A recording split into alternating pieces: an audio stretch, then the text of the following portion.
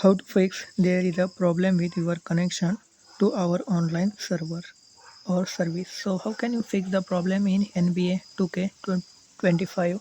So guys, keep watch this video and do not forget to like or subscribe. Let's follow my steps and you can easily fix this problem or error. So first method was simply you need to go to Play Store on your mobile phone. Simply search here NBA 2K25. Now you can see NBA 2K25 game.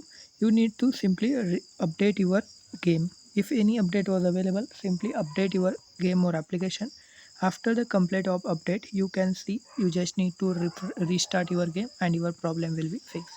But still you have a problem, not update available or updated. So next process was just turn on aeroplane mode or flight mode on your device. So wait for some time. After it, on again your mobile data or Wi-Fi connection, and then you need to check back. You can see your problem will be fixed. So this is another way you can easily fix your problem. Still you have a error, so you need to sometime wait, because maybe it will be server problem or next update will be coming game under maintenance. So wait for some time, it will be fixed automatically without anything. So just wait.